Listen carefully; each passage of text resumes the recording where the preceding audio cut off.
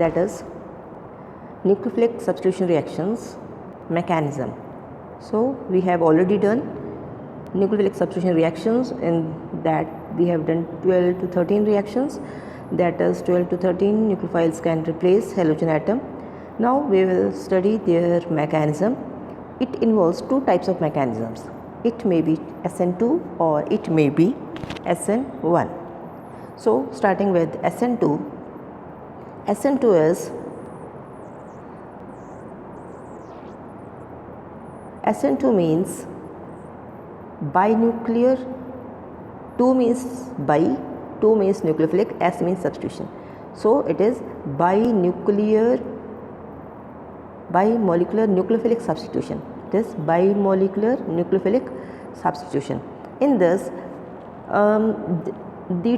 both the reactants take part in a reaction, and the reaction is a one-step process. Whole reaction takes place in a one step, that is both the reactants alkyl halide and nucleophile, that is nucleophile attacks the carbon to which halogen is attached.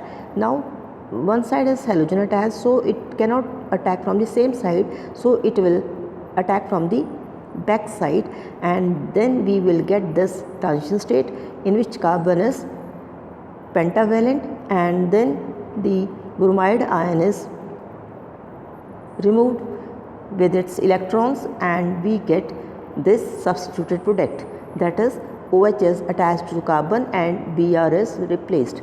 In this, OH will be attached from the side opposite to the side to which bromine was attached, so we will get inverted product. And the first alkyl halide, as we can see, Br is on the right side, but in the last product OH which replaced Br is on the left side, so we get inverted product. And in this, the various features are the rate of reaction. The rate of reaction depends upon the concentration of both the reactants, that is alkyl halide also and then nucleophile also, and it takes place in one step as already discussed, and the product is inverted product. This is also discussed, and in this no intermediate ion is formed, and in this we can say transition state is formed. Now comes the reactivity order. If we compare the reactivity order, this primary halides are more reactive than secondary than tertiary. This can be explained of the halogen. So if this group is not bulky, then only that will attack this carbon, and if this carbon has bulky groups around it, then it will be difficult for the nucleophile to attack this carbon and replace the halogen atom. So the nucleophile should have strong effect, or the halides should be primary. If it is bulky, that is it has 2 methyl groups, then the attack of nucleophile will be difficult to reach carbon, and in this it will become still difficult as there are 3 alkyl groups. So the order is primary are more reactive than secondary than tertiary. Now in the SN1 mechanism, that is, as the name indicates, it's uni, 1 means uni, N is nucleophilic, S is substitution. So it is unimolecular nucleophilic substitution. In this, this reaction takes place in 2 steps. In the first step, carbocation is formed, that is this alkyl halide gives carbocation, and carbocation is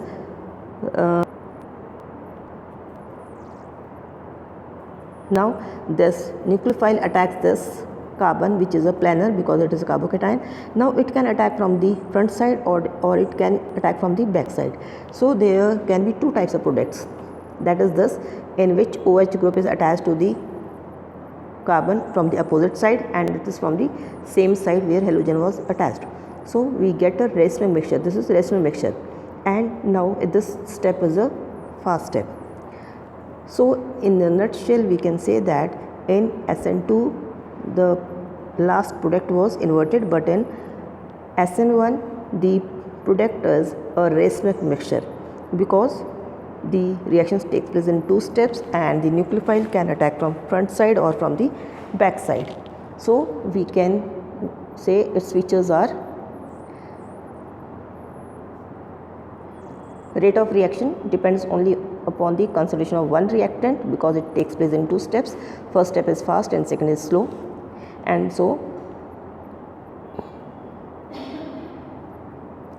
it takes place in two steps.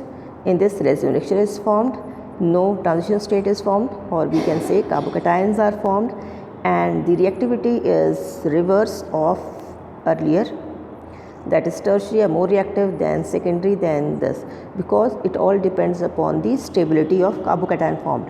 As we know, tertiary are more stable, therefore tertiary halides will be more reactive than secondary than primary. And if we compare it with benzyl carbocations, they are still stable, so therefore benzyl halides are more reactive than tertiary, than secondary, than primary. And now comes the elimination reactions. Elimination reactions means these are also called dehydrohalogenation reactions. D means removal, hydro means hydrogen, halogenation means HX. It is the removal of HX.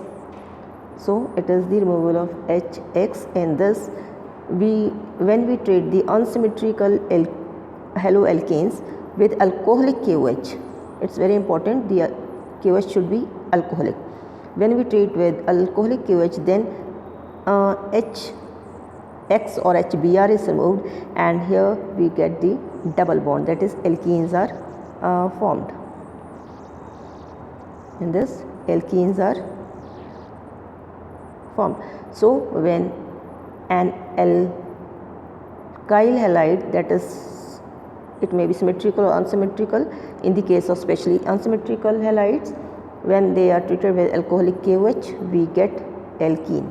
The alkene is dependent upon a rule by which we can explain if there are possibilities of two types of alkenes, then which alkene will be formed. It is decided by the scissors rule, as we take up with example.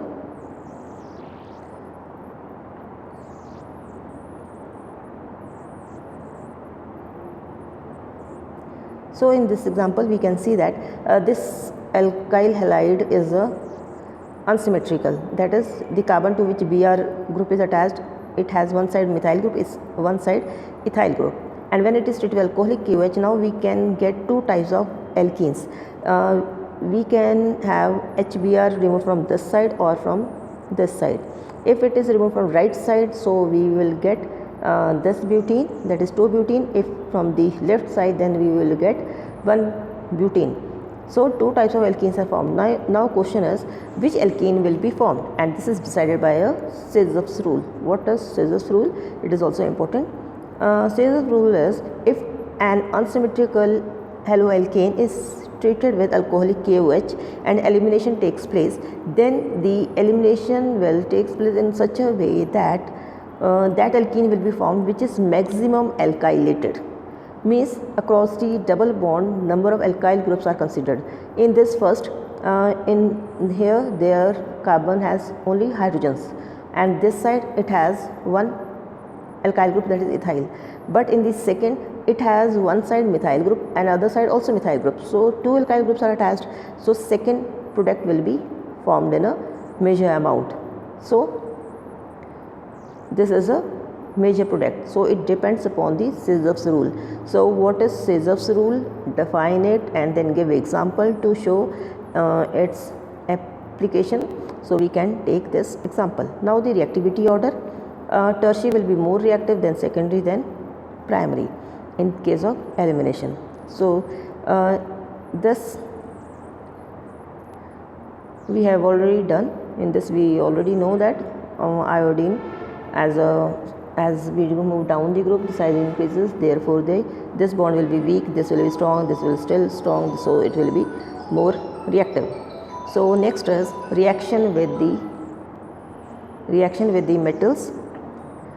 There are various metals with which alkyl halides can react, that is with magnesium reagent, and if it is it is a particular example, CH3CH2Br plus Mg. In this we get ethyl magnesium bromide. If we treat it with the sodium, then we get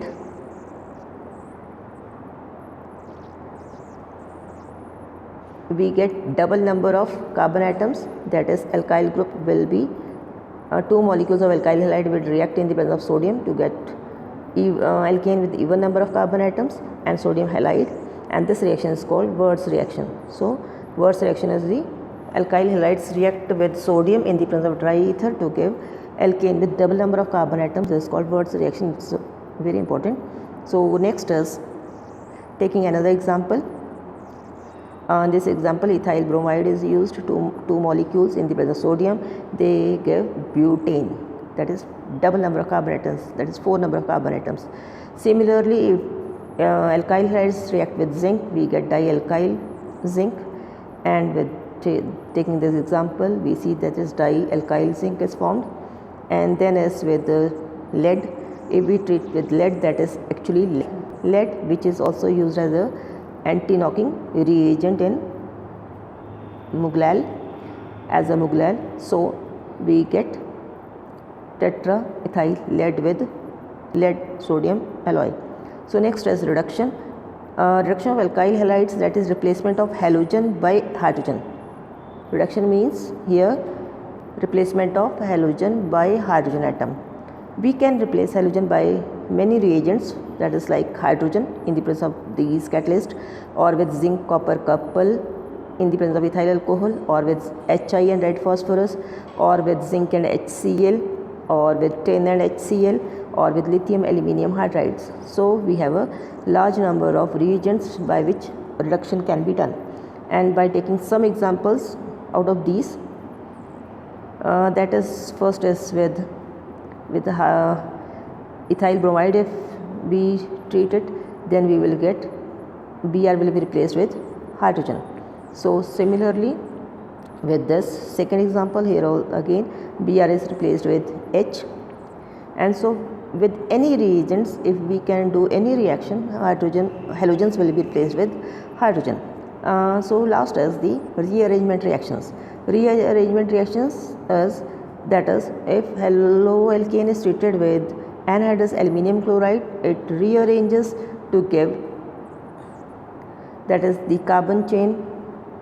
Now it is 3 and Cl is attached at the terminal position, it is 1 chloropropane. Now we will get 2 chloropropane. So in the presence of anhydrous aluminium chloride, haloalkanes rearranges to give different type of compounds, that is in which branching occurs. The halogen may move to branching, or the carbon may also move to branching. So there are so many possibilities. So it's all about the reactions of haloalkanes. Then next we will start with other topic. So thank you.